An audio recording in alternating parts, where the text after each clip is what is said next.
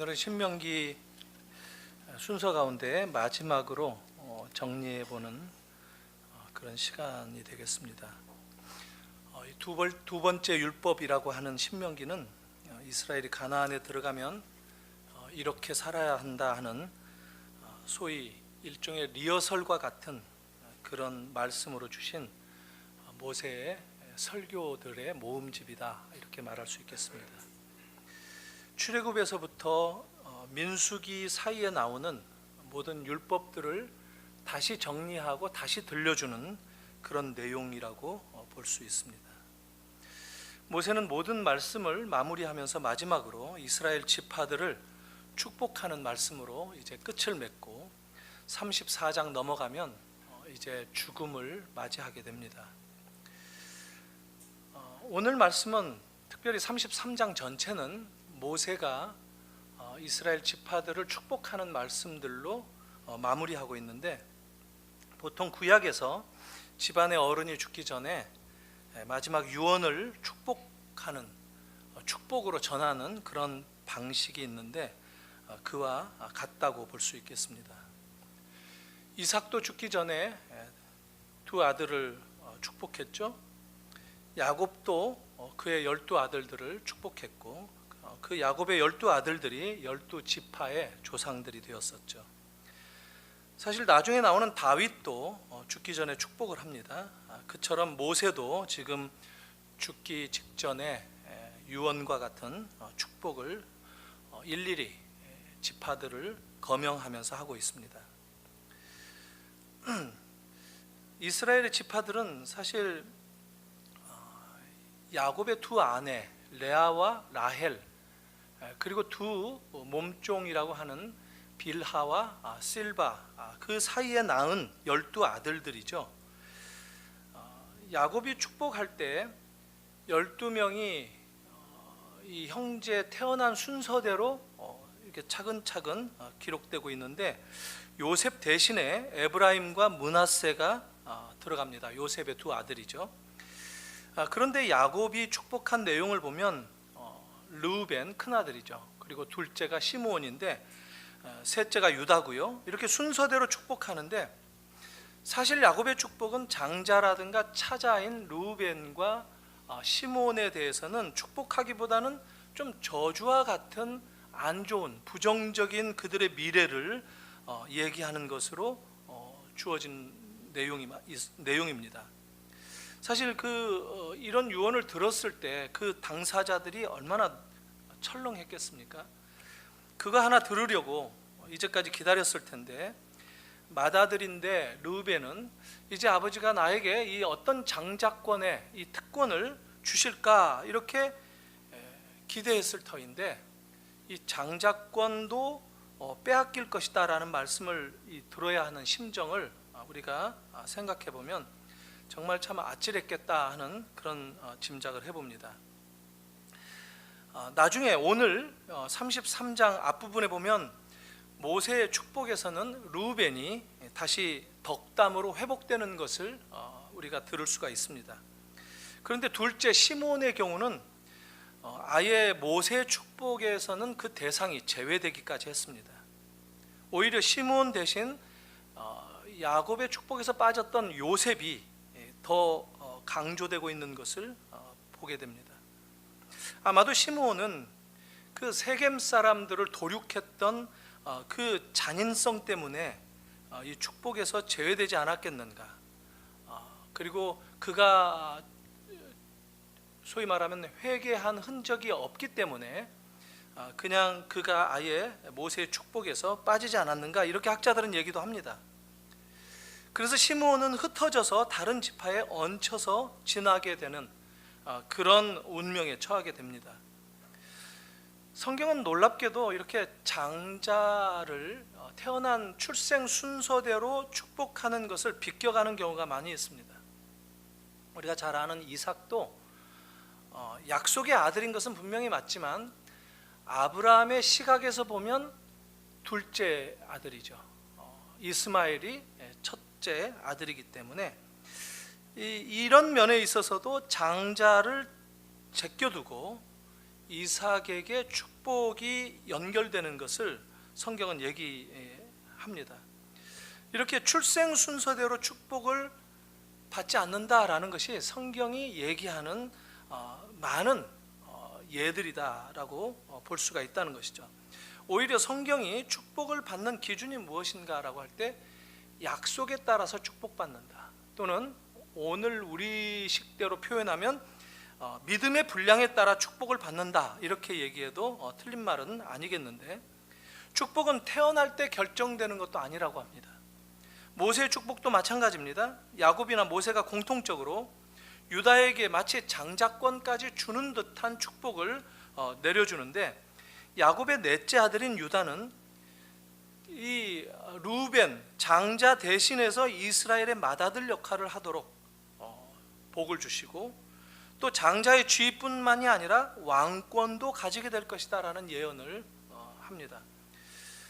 이런 것을 보면 확실히 축복은 타고나는 것도 아니다라는 겁니다. 그 반대로 뒤집어서 보면 저주도 마찬가지입니다. 한번 저주받은 인생이나 지파라고 해서 영원히 그런 저주의 대상에 남는 것이 아니다라는 것을 보여줍니다.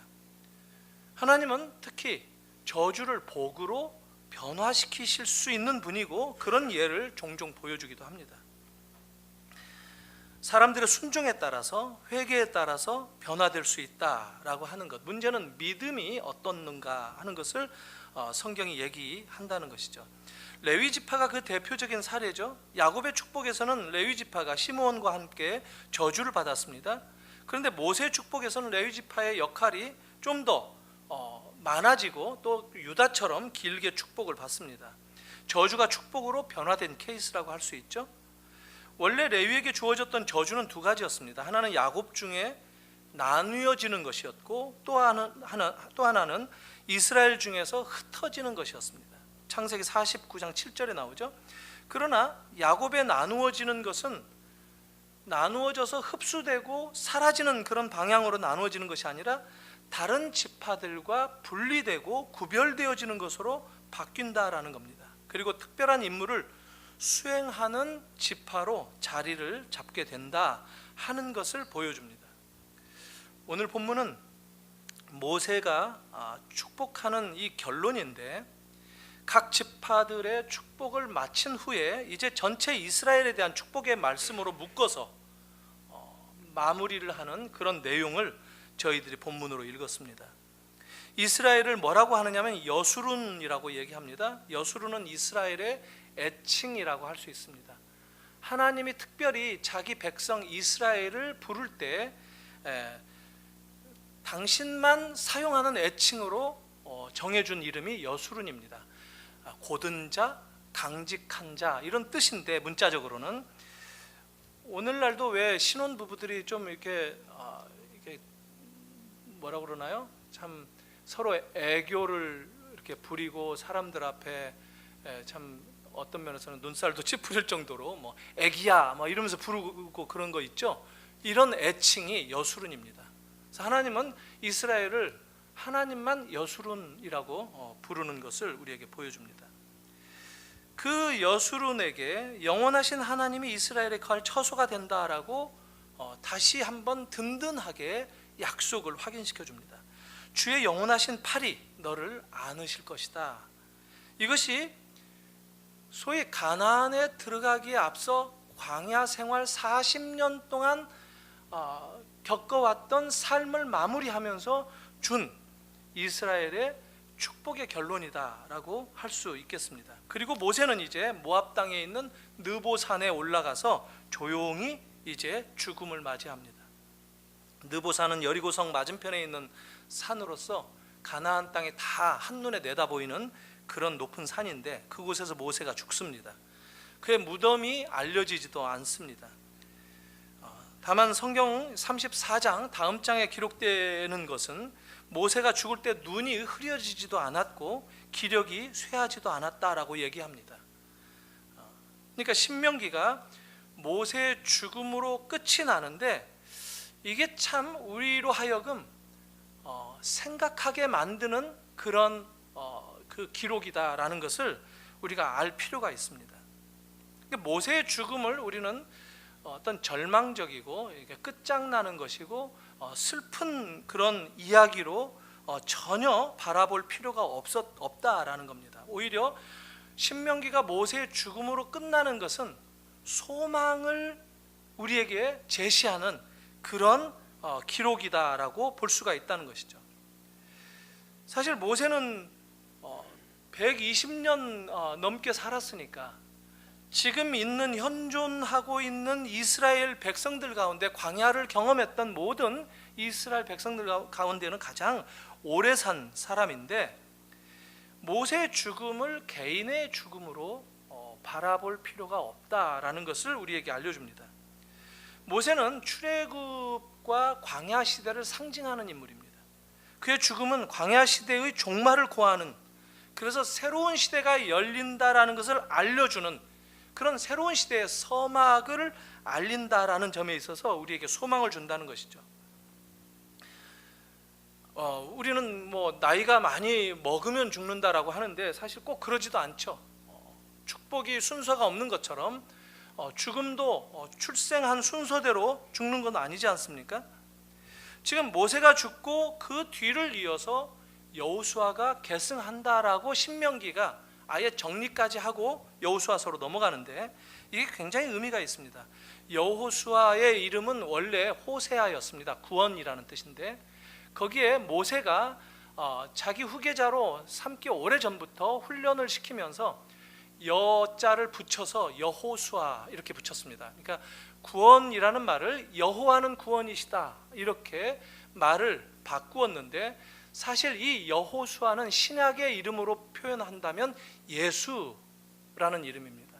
그러니까 신명기가 모세의 죽음으로만 끝나는 것이 아니라 그의 뒤를 이어서 후계자가 바로 예수가 될 것이다 라는 것을 이 워드 플레이를 통해서 암시하는, 예언하는 것으로 마무리되고 있다는 점에 있어서 매우 소망을 건네준다라는 겁니다. 그러니까 율법을 대표하는 모세의 시대가 끝이 나야 이제 예수의 복음의 시대가 도래한다는 것을 상징적으로 보여주고 있다는 것이죠. 구약과 신약의 접목을 이렇게 연결하고 있다는 점에 있어서 모세의 죽음은 소망을 준다라는 것입니다. 사실 모세도 예수 그리스도의 예표이지만 그의 후계자 여호수아 역시도 예수의 예표다라는 것을 우리가 이해할 필요가 있습니다. 그러니까 모세의 죽음은 절대 슬퍼하거나 좌절을 경험하는 그런 죽음이 아니다라는 겁니다. 그는 죽어도 하나님의 비전은 계속된다라는 것을 보여주는 것이 이 신명기 마지막 모세의 죽음을 통해서 성경이 얘기하고자 하는 의도다라는 겁니다. 사실 이런 점 때문에 모세는 마지막에 이스라엘을 축복하는 말씀으로 맺고 있습니다. 모세가 이스라엘을 축복한 이유가 되고 근거가 바로 도래할 새로운 시대가 있다라고 하는 이 소망 때문이다라는 겁니다. 그 점 때문에 이 앞장 32장에서는 모세가 노래를 하죠. 하나님을 찬양하죠. 모세의 노래, 모세의 축복, 그리고 모세의 죽음, 이렇게 신명기가 32장, 33장, 34장으로 마무리가 된다 하는 겁니다. 사실 이 점이 모세가 광야 생활을 기억하는 아주 중요한 그 단서가 되기도 합니다. 광야 생활 40년을 기억하면서 이스라엘이 광야의 그 들짐승과 어려운 환경 속에서 어떻게 하나님의 은혜를 경험했는가 하는 것을 기억하면서 가나안에 들어가기를 바란다라는 겁니다. 그 어려운 환경 가운데에서 그들은 굶어 본 적도 없고 옷이 떨어져 본 적도 없고 그런 환경 속에서 하나님은 그들을 눈동자처럼 지켜주셨다라고 하는 것, 그 하나님의 은혜를 기억하면서 가나안에 들어가기를 바라는 것, 이것이 모세가 축복으로 맺는 그 마지막 유언의 내용이었다 하는 겁니다. 하나님은 우리를 복 주시기를 원하신다라는 것, 하나님은 우리에게 은혜 베푸시기를 원하신다라고 하는 것, 하나님은 실제로 우리에게 약속을 지켜주시고 끊임없이 위태한 상황 가운데서 우리를 찾아오셔서 회복시켜 주시고 다시 일으켜 주시고 다시 가나안의 소망을 안겨 주신다라고 하는 것, 그것을 모세는 노래하면서 어떻게 표현하느냐면, 하나님의 광야에서 우리를 어떻게 다루었느냐면 마치 독수리가 그의 새끼를 품듯이 다루셨다라고 얘기를 합니다. 독수리는 광야에서 흔히 볼 수 있는 짐승이죠. 독수리가 어디에서 삽니까? 아주 높은 절벽, 거의 이 벼랑 끝에 절벽 꼭대기 낭떠러지게 보금자리를 만들고 그곳에서 새끼를 낳아서 기릅니다. 사람의 손에 닿지도 않고 사람의 눈길도 닿지도 않는 곳에 독수리는 집을 짓고 삽니다. 새끼를 낳아서 기를 때 그 새끼는 엄마가 물어다 주는 음식을 먹으면서 아무런 걱정 없이 살아갑니다. 그런데 어느 날, 아직도 여전히 새끼인데 날갯짓도 해본 적이 없는 그 새끼에게 날개가 있기는 있습니다. 그런데 어느 날 갑자기 어미가 돌변해서 새끼를 쪼아댑니다. 부리로 쪼아대고 이 새끼가 누워있는 그 보금자리에, 소위 침대 같은 푹신한 것을 흐트러뜨리고, 그리고 종려는 그 새끼를 이 둥지에서 부리로 밀어내버립니다. 속절없이 떨어지도록. 그래서 새끼는 하루아침에 이 돌변한 어미 때문에 둥지 밖으로 내밀려 떨어지는데, 이제 겨우 날개를 푸득푸득거리는 그런 정도인데 하루아침에 내몰리는 신세로 전락합니다. 멀쩡하게 지내왔던 이 새끼가 하루아침에 낭떠러지게 이 수직 강화를 하면서 어떤 생각을 했겠습니까? 아마 잠결에 갑작스럽게 당한 일이기도 할 겁니다. 눈 떠보니까 딴 세상이에요. 뭔가 떨어지고 있어요. 완전히 놀란 새끼 독수리가 미친 듯이 날갯짓을 하는데, 어미 독수리를 이해할 수 있겠습니까? 이 엄마가 갑자기 술 취했나, 이 엄마가 갑자기 미쳤나 이러면서 떨어질 거란 말이죠. 새끼니까 그런 생각조차도 못했겠죠. 본능적으로 날개를 푸드덕거릴 겁니다. 살아보겠다고 미친 듯이 날갯짓을 하는데 소용이 없습니다. 땅에 내 패대기를 칠 듯이 수직 낙하를 하게 됩니다. 그때 어미 독수리는 위에서 쳐다보다가 땅에 떨어지기 직전에 날아가서 그 새끼를 받아줍니다. 이런 훈련으로 새끼 독수리가 날갯짓을 배운다라고 합니다. 아주 혹독한 훈련이 독수리를 만들어준다고 얘기합니다.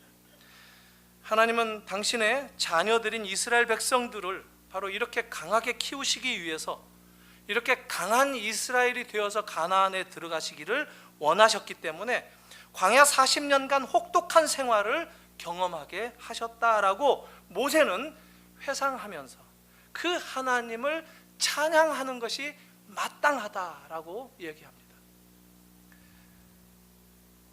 하나님은 이스라엘이 하늘을 지배하는 독수리가 되기를 원하셨던 겁니다. 멀리 보고 높이 날면서 세상 돌아가는 모든 상황을 꿰뚫고 그렇게 살 것을 원하셨습니다. 그냥 땅에 고개나 쳐박고 모이나 쪼아대면서 그러다가 날지도 못하는 닭의 신세가 되기를 원하시지 않았다는 겁니다. 그래서 하나님은 때때로 예고도 없이 마른 하늘의 날벼락과 같은 그 어려움과 시련을 허락하시기도 한다는 겁니다. 어쩌면 이게 우리들의 인생이기도 합니다.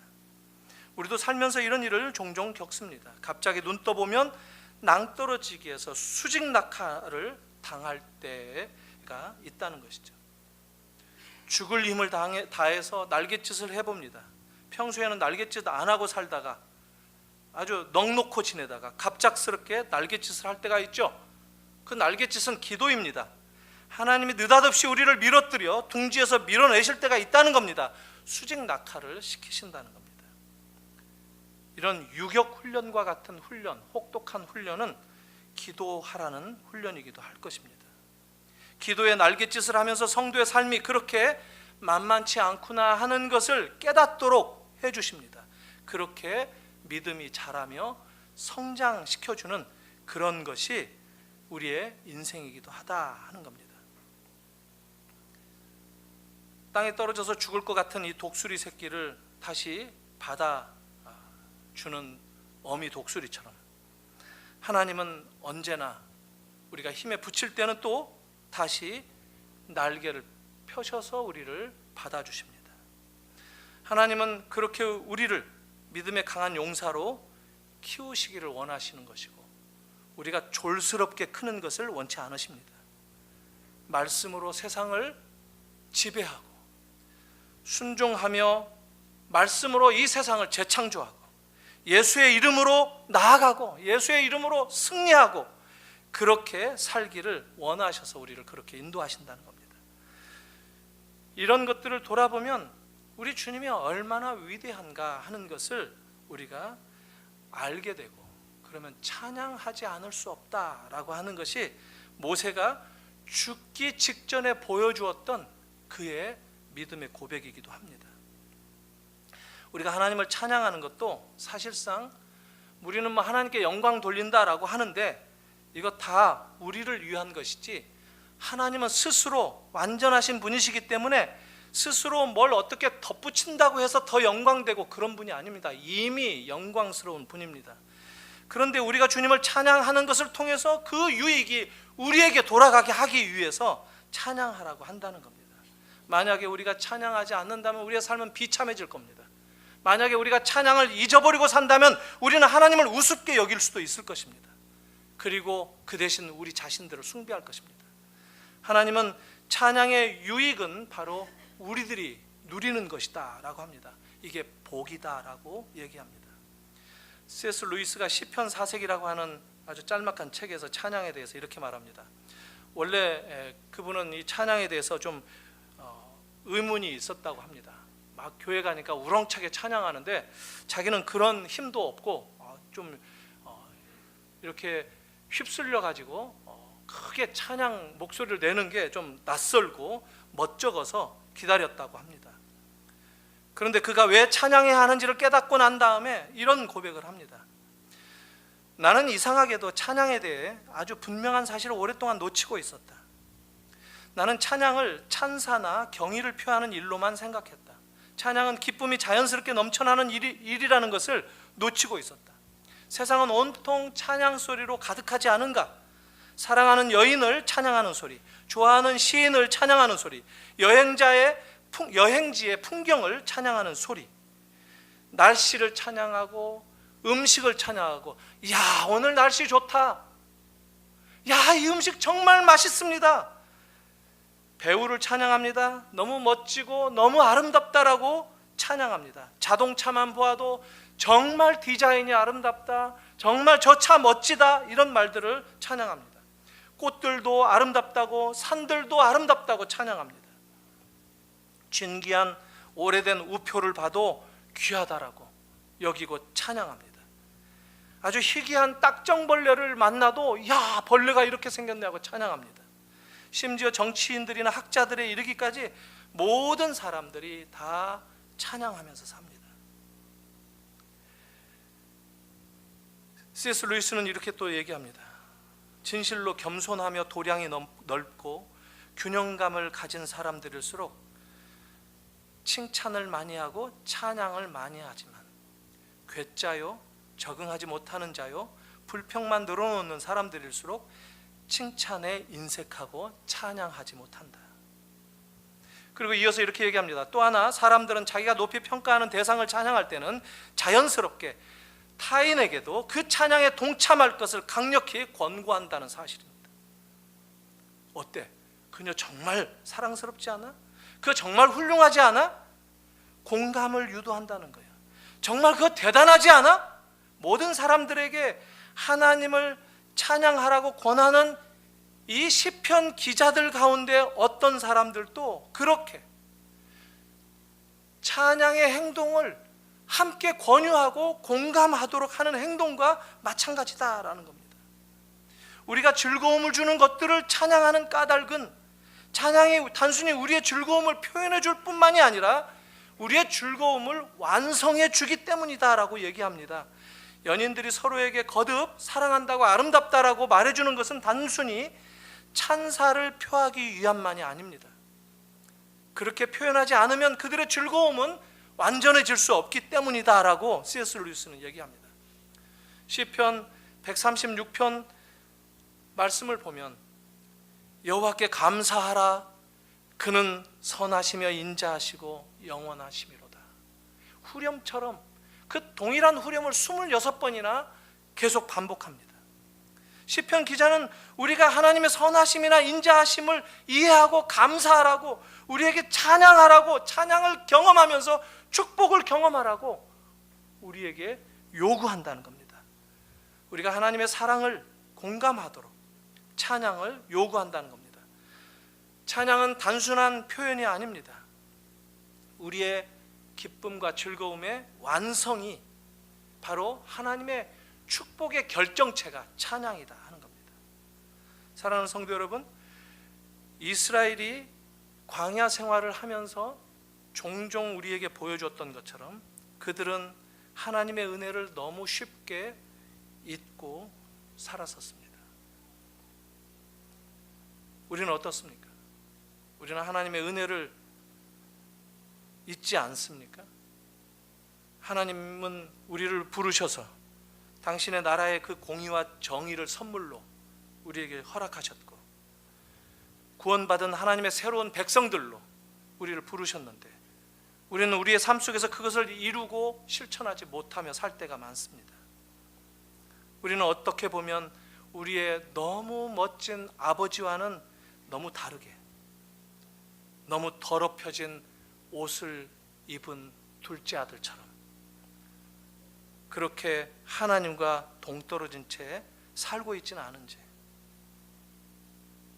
완전하신 우리 아버지와 달리 우리는 완전하지도 못하고 실수하고 흠이 많고, 공평하신 아버지와는 또 달리 우리는 공평하지 못해서 고아와 과부를, 나그네들을 보살피라고 하는 그 말씀을 듣지 못하고 나보다 연약한 자들 함부로 하고 무시하고 학대하는, 또 진실하신 아버지와는 달리 우리는 거짓으로 사람들을 속일 때가 얼마나 많습니까?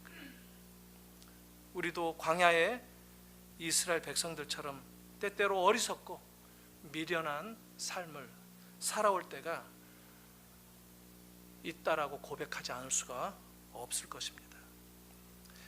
그런데 우리 하나님은 이런 이스라엘과 같은 우리들을 끝까지 포기하시지 않는다라는 겁니다. 이런 우리들을 버리는 대신 아들을 버리시는 분이 우리 하나님이시다라는 겁니다. 우리는 낭떠러지에서 떨어질 때 하나님의 날개를 펴서 우리를 받아주시는데 정작 당신의 하나밖에 없는 아들은 받아주시지 않으신 분이었다는 겁니다. 다른 말로 말하면 남의 독수리 새끼는 받아주는데 정작 자기 새끼는 땅에 떨어뜨리시는, 하나님의 세상을 이처럼 사랑하셔서 하는 이 얘기가 바로 이 내용이 아니겠습니까? 그분을 안다면 우리가 그분을 찬양하지 않을 수 없습니다. 그분의 거룩하시고 그분의 위대하신 사랑, 그분의 은혜를 우리가 높이 찬양하지 않을 수 없습니다. 그리고 그분 앞에 무릎 꿇지 않을 수 없다는 겁니다. 이것이 오늘 우리에게 주신 하나님의 축복이기도 합니다. 그분의 성호를 찬양하는 것이 마땅하지 않겠습니까? 우리의 삶이 어디에 있든지, 우리의 상황이 어떤 환경 속에 어떤 상황 가운데 처해 있든지 하나님을 찬양하고 하나님을 노래하고 그분의 변함없으신 그 성품을 찬양하는데 조금도 장애가 되지 않는다는 그 사실을 다시 한번 붙드실 수 있는 여러분들이 되시길 바랍니다. 그분은 우리의 찬양 받으시기에 합당하신 분입니다. 그리고 지금도 여러분들에게 날개를 펴셔서 다시 회복시켜 주시고 다시 힘을 내라고 일으켜 세워주시고 다시 우리가 하나님의 자녀인 것을 깨닫고 그분이 바라보는 그 눈빛으로 세상을 바라보고 살기 원하시는, 그러기 위해서 우리의 삶을 회복시켜 주시는 바로 우리의 주님인 것을 기억하시고 돌아가시는 여러분들 되시기를 바랍니다. 같이 한번 이 말씀 기억하면서 이 시간 잠깐 기도했으면 합니다. 하나님, 우리의 인생 가운데 찾아오셔서 자녀 삼아 주시되 우리를 독수리처럼 강하게 그리고 멀리 높이 나르라고 우리의 믿음의 훈련을 시켜주시는 분인 것을 이 시간 다시 한번 기억하면서, 주님, 지금 내가 처해 있는 환경이 어떻습니까? 이 가운데서 주님의 사랑을 발견할 수 있는 제가 되기를 원합니다. 이 가운데서 주님의 음성을 들을 수 있는 제 자신이 되기를 원합니다. 저와 제 가정과 우리 교회가 하나님의 이런 뜻을 기억하며 성숙의 자리로 한 걸음 한 걸음 더 나아갈 수 있기를 원합니다. 이 시간 함께 기도하기를 바랍니다. 같이 기도하겠습니다.